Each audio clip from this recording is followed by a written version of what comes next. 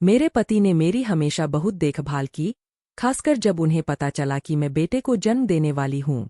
लेकिन एक दिन मेरी देवरानी ने कहा कि मेरा पति मेरे साथ बहुत जुल्म करता है। मैंने उसे तुरंत जवाब दिया कि मेरे पति तो मेरी बहुत देखभाल करते हैं। जब तक मैं गहरी नींद में नहीं सो जाती, वह मेरे पास ही बैठे रहते हैं। देवरानी ने कहा, आज रात को अपना चेहरा धोकर सोना। रात में मुझे नींद नहीं आ रही थी, इसलिए मैं आंखें बंद करके लेट गई।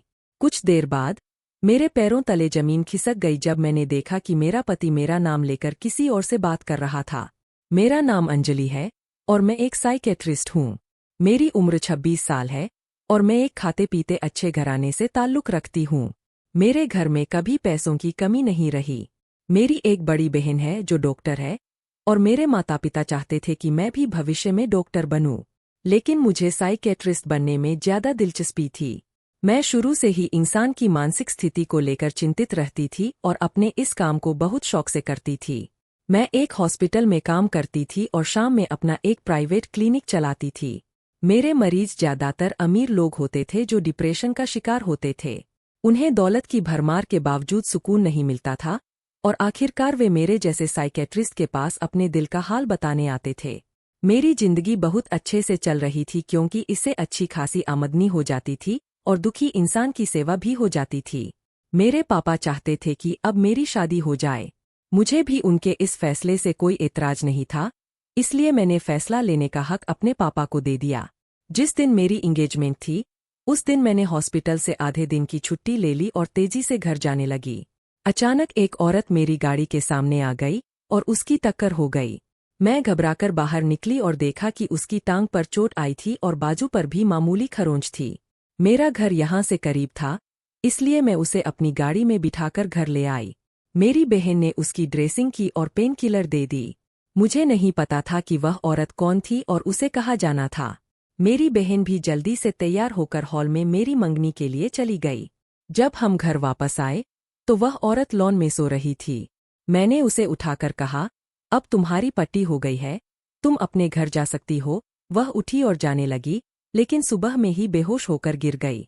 शायद उसकी टांग पर ज्यादा चोट लगी थी। मैंने उसे अपने क्लिनिक में ले जाकर उसका इलाज किया और कुछ पैसे भी दिए।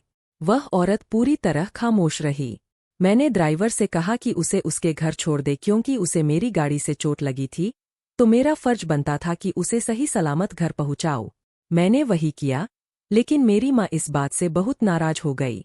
मैंने प्यार से बात करके उन्हें मना लिया और फिर अपने कमरे में आकर अपने मंगेतर के बारे में सोचने लगी। मैंने उसे ज्यादा नहीं जाना था, वह मेरे पापा के दोस्त का बेटा था।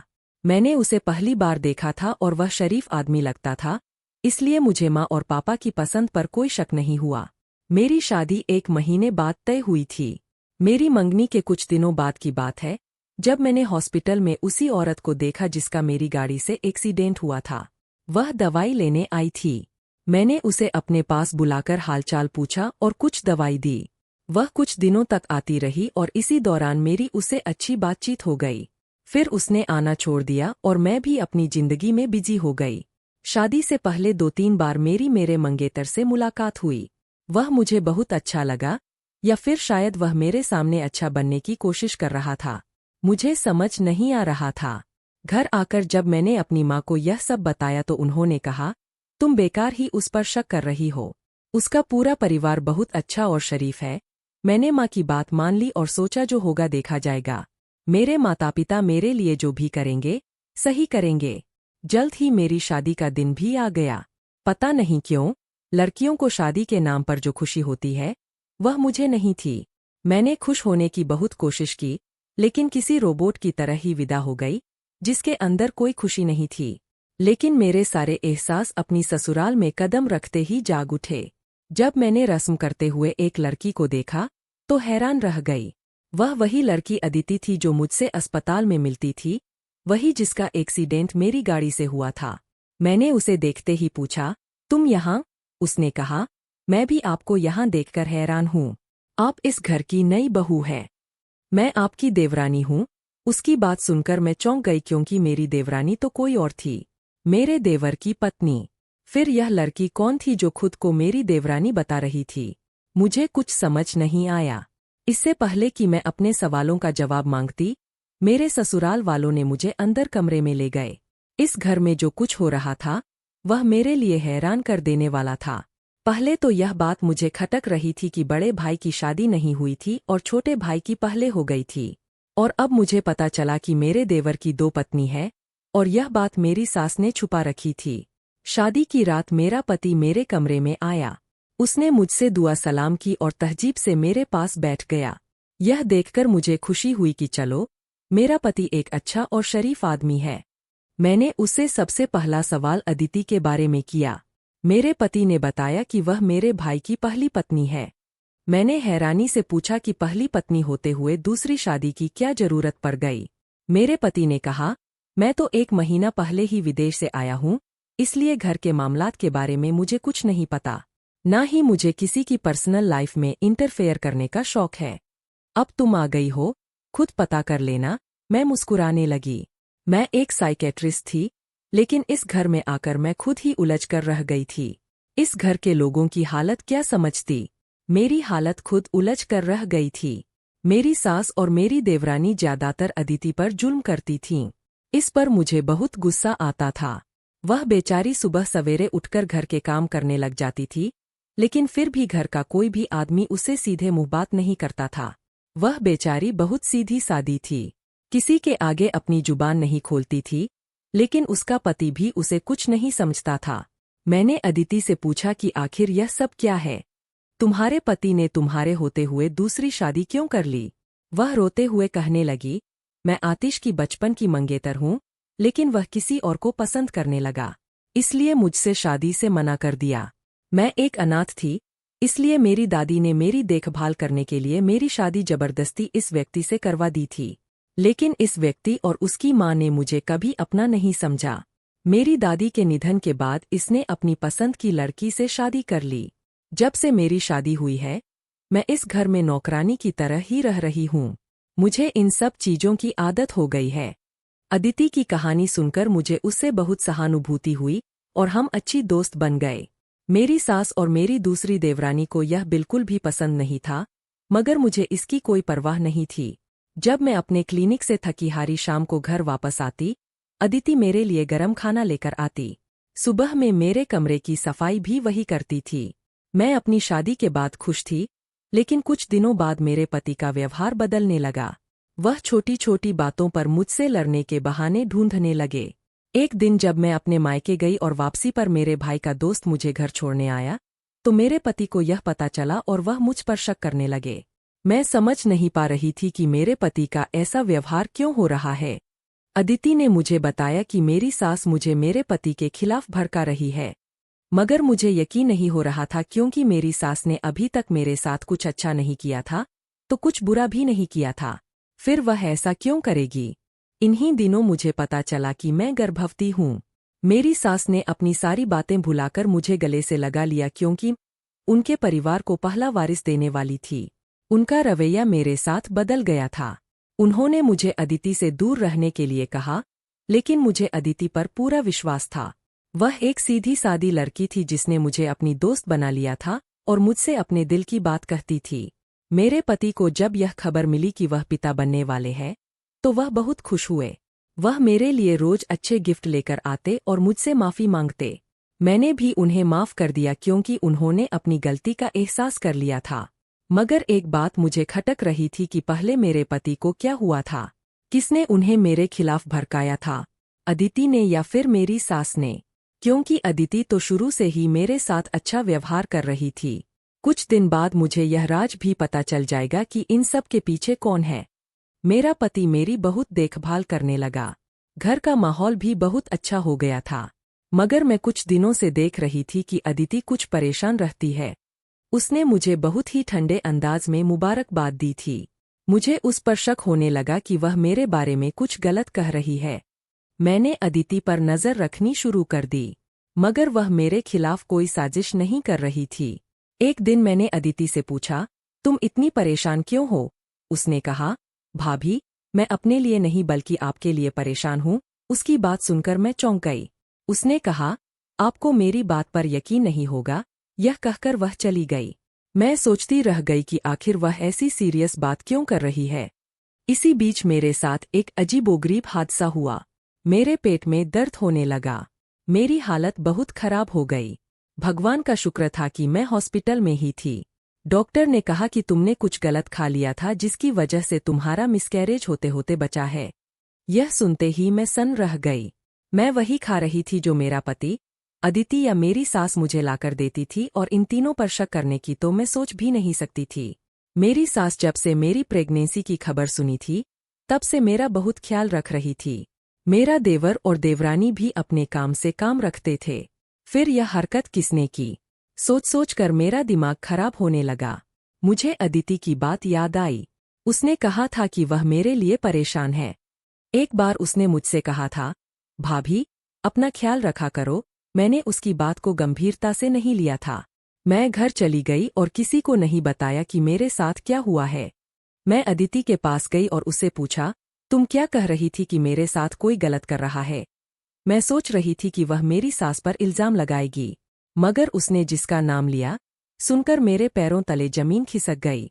उसने कहा, भाभी आपका पति ही आप पर जुल्म कर रहा है। मैंने उसे पीछे धक्का दे दिया। मुझे उसकी बात पर यकीन नहीं हुआ। उसने कहा, भाभी आपके पति ही आपको तकलीफ दे रहे हैं। मैं गुस्से में अपने कमरे में चली गई।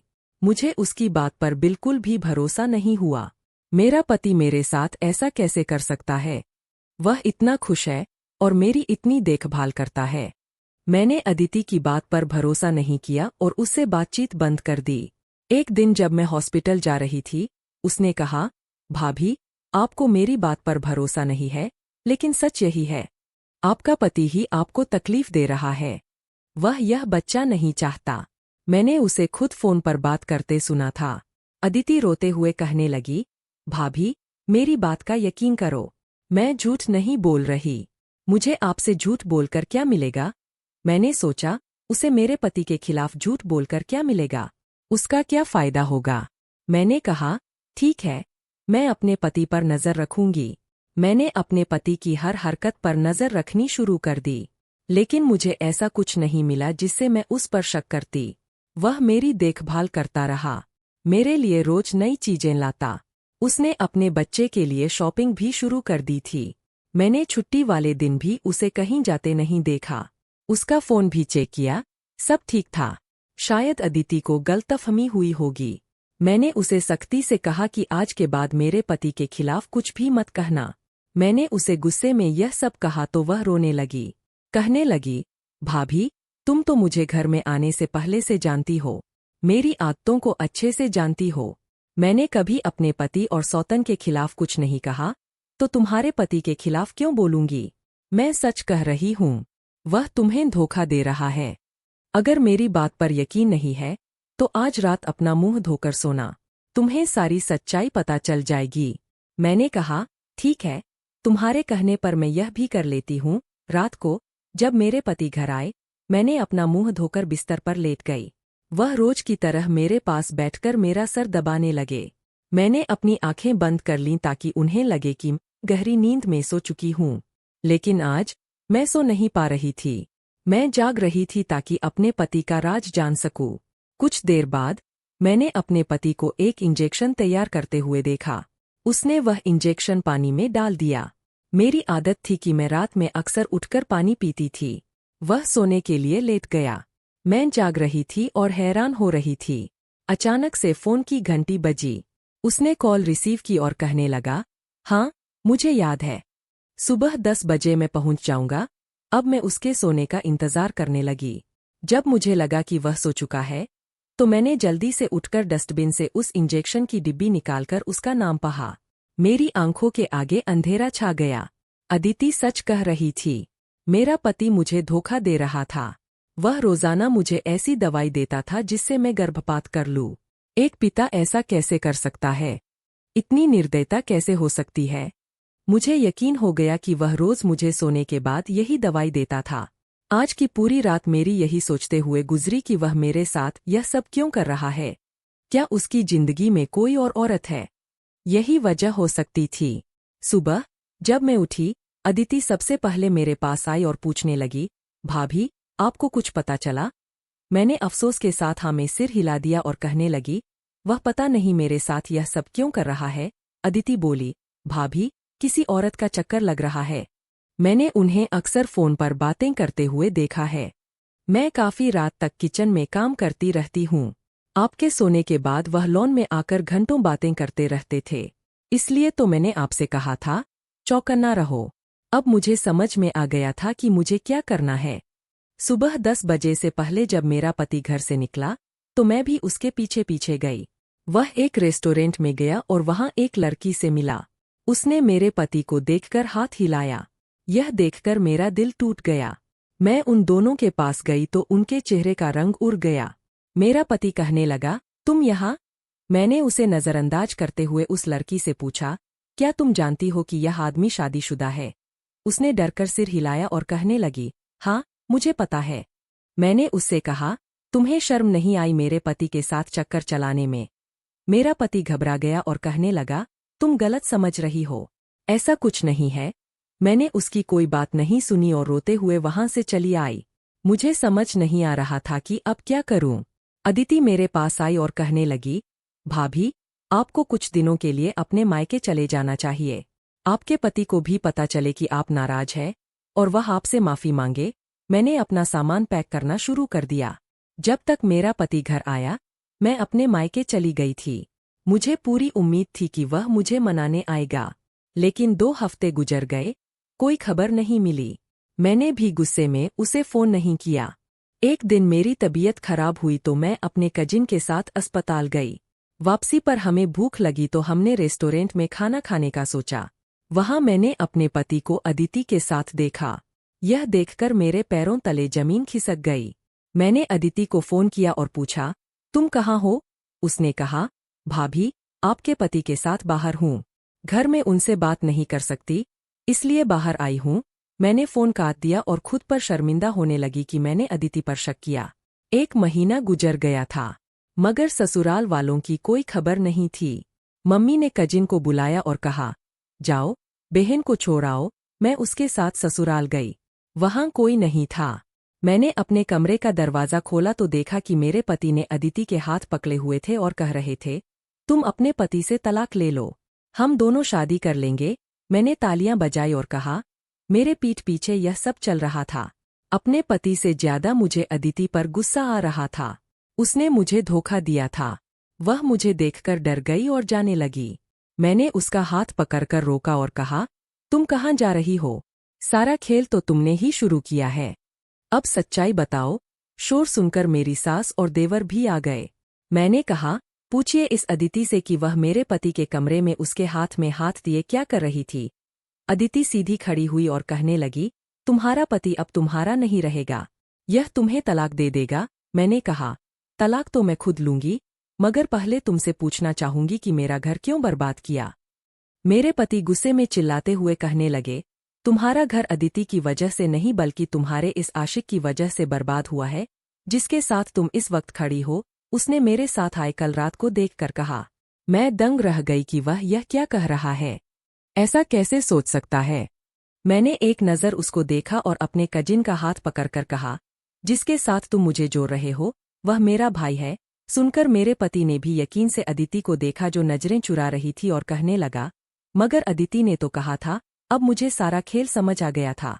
मेरी सास ठीक कहती थी, अदिति ही थी जो शुरू से इस खेल में शामिल थी। मैंने अपने पति से कहा, वह तुम्हारे खिलाफ और मुझे तुम्हारे खिलाफ करती रही। उसी के कहने पर ही मैं घर छोड़कर गई थी। उसने कहा था कि तुम्हारा पति तुम पर जुल्म करता है। अदिति की हालत खराब हो गई थी। वह सोच रही थी कि किसी तरह यहाँ से भाग जाए। मेरी सास आगे बढ़ी और उसे थप्पड़ मारते हुए कहा, चुप क्यों खड़ी है? जवाब क्यों नहीं देती कि यह सब तुमने क्यों किया है? अदिति जोर से चिल्लाई और कहने लगी, हाँ, मैंने यह सब कुछ किया है। इस सारे खेल के पीछे मैं ही थी। मैं चाहती थी कि दोनों का घर बर्बाद हो जाए। बचपन से अपने साथ नाइंसाफी होते देखती आ रही हूँ। हर कोई मुझसे ज्यादा इस घर में दूसरों को अहमियत देता था। ना मेरे माता पिता को कोई पूछता था, ना उनके मरने के बाद किसी ने मेरी फिक्र की। बचपन से ही मैं आतिफ को पसंद करने लगी थी, मगर वह दूसरे देश चला गया। इसके जाने के बाद दादी ने जबरदस्ती मेरी शादी घर के छोटे बेटे से कर दी ताकि अपने पापा की जायदाद लेकर कहीं चली ना जाऊं। मगर सब लोग मेरे साथ अच्छा बर्ताव करते तो मेरे अंदर यह नफरत पैदा ही ना होती। मुझे तो कभी इस घर की बहू ही नहीं माना गया, बल्कि मेरे पति की उसकी पसंद से दूसरी शादी करवा दी गई। मैं तो यहाँ एक नौकरानी बनकर रह गई। जब यह बाहर से आया तो मेरी पुरानी मोहब्बत जाग उठी, लेकिन मेरी सास ने इसकी शादी तुमसे करवा दी। मैं इसे अपनी मोहब्बत के बारे में कुछ बता ही नहीं सकी। वह मेरे साथ अच्छे से पेश आता था। जब सब लोग मेरे खिलाफ होते थे तो वह ही मेरी हिमायत करता था, इसलिए मुझे उसे अपनी जिंदगी में चाहिए था। मेरी सास ने मुझे मायके जाने से भी मना कर दिया। उसी दिन से मैंने सारी प्लानिंग शुरू कर दी थी। मुझे कैसे इस लड़की को इस घर से निकालना है।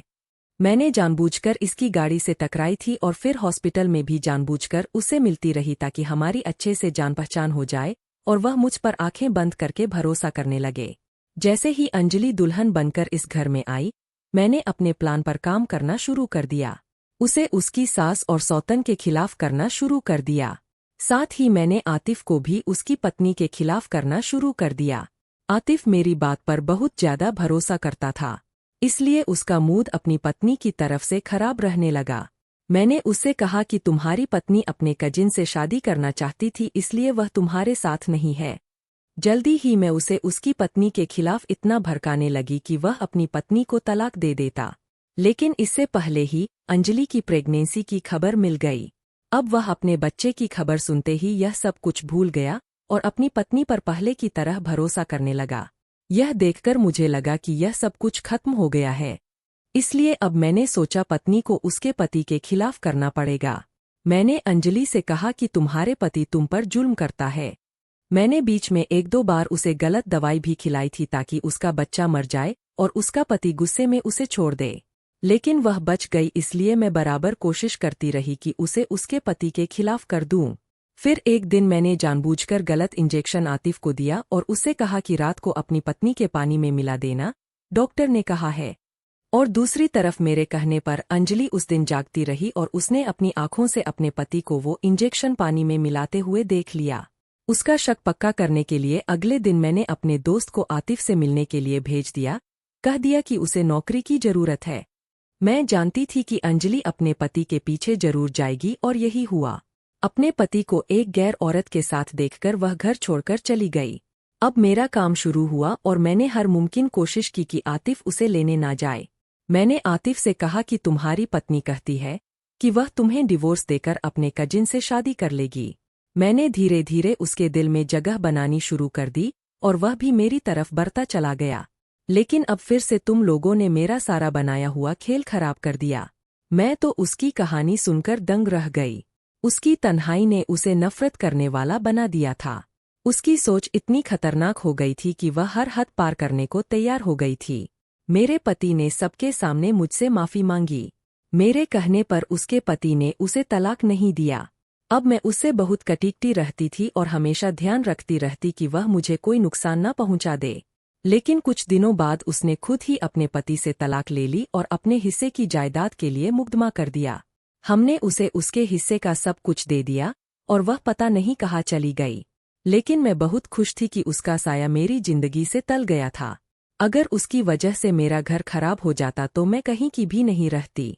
मेरे पति ने भी मुझसे वादा किया था कि आज के बाद वह कहीं भी नजर आए तो उसे नहीं देखेंगे। हमारे यहाँ बेटी पैदा हुई थी और हम सब लोग बहुत खुश थे। मुझे उम्मीद थी कि अब आगे मेरे साथ कुछ भी गलत नहीं होगा, क्योंकि जो बुरा करने वाली थी वह हमसे बहुत दूर जा चुकी थी। दोस्तों, मुझे उम्मीद है कि आपको हमारी कहानी पसंद आई होगी। कहानी पसंद आई तो वीडियो को लाइक करें। चैनल पर नए हैं तो चैनल को सब्सक्राइब करें और हाँ, नोटिफिकेशन बटन को जरूर दबाएं ताकि अगली अपडेट सबसे पहले आपको मिले।